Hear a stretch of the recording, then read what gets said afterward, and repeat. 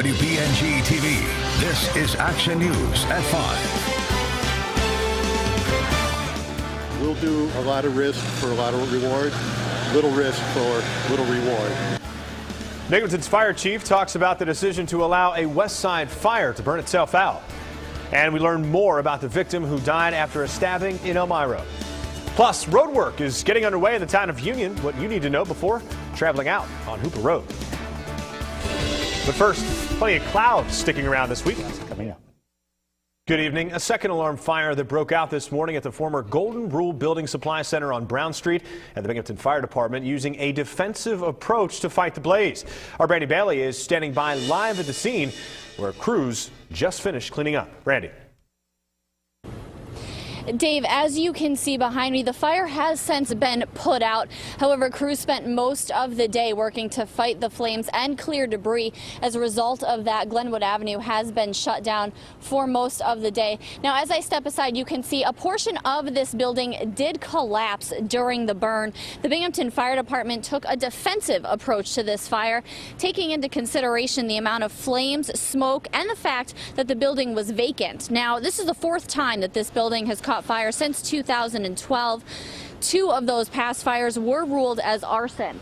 According to the Binghamton Fire Chief Daniel Thomas, there's no reason for crews to believe that anyone was inside of the building, which affirms the chief's decision to take a defensive approach.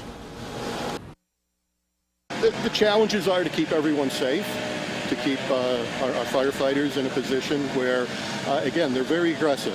That's why, again, with a good command system, as I said earlier, the incident commander declared right off the bat that it's going to be defensive. Now, according to Binghamton Fire officials, interviews will be done to help determine what exactly caused this fire. However, the Binghamton Fire Marshal says it's a strong possibility this could also be ruled as arson. Live in Binghamton, Brandy Bailey, WBNG TV, Action News. All right, Brandy, thanks very much. A man is dead after a stabbing in Chemung County. It was where you're about to see at South Main Street and West Chemung Place in Elmira that police responded to an injured man who was on the ground.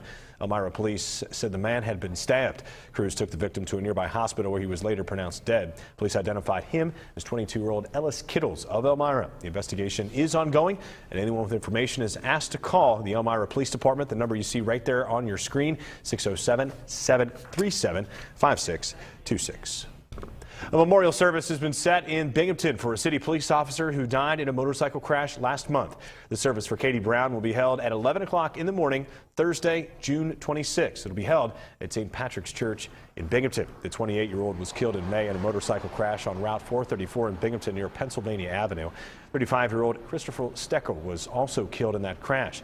He was a former Binghamton police officer, while Brown had been a Binghamton officer for 3 years. She joined the force in 2011 and was recognized at this year's Binghamton Police Awards.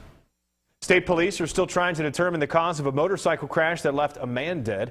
Now, this was the scene on Route 11 in the town of Barker on Saturday. There were 50-year-old Bar Terry's southbound 2012 Triumph went off the west shoulder. It struck a utility pole. He was ejected from the bike and pronounced dead at the scene. Troopers say they're still investigating the crash.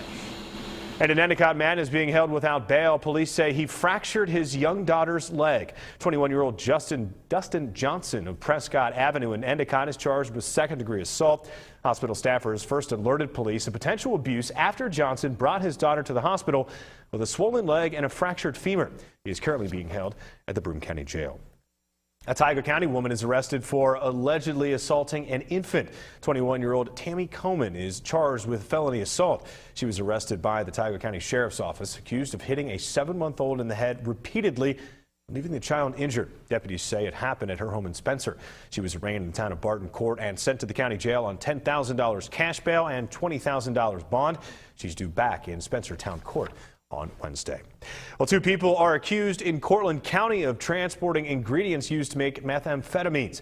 Deputies took 45-year-old Ramon and 38-year-old Candida Velasquez into custody.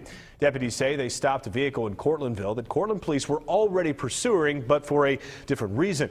A canine unit alerted deputies to possible drugs, and then they also found several items used to make meth. That's according to police. Both were charged with unlawful manufacturing of methamphetamine in the 3rd degree. That is a felony. Both were taken to a jail on $2,500 cash or $5,000 bond. Coming up tonight, Cal Harris speaks out just months before his third murder trial. 48 hours. The trials of Cal Harris will air tonight right here on WBNG TV. Now, we spoke with the 48 Hours correspondent who has been following this case for the past 7 years and why she says Harris is now talking to the public. Erin Moriarty of 48 Hours says Harris wouldn't answer all of her questions. For example, what he did the day of Michelle's disappearance and questions about his deteriorating marriage with Michelle at the time.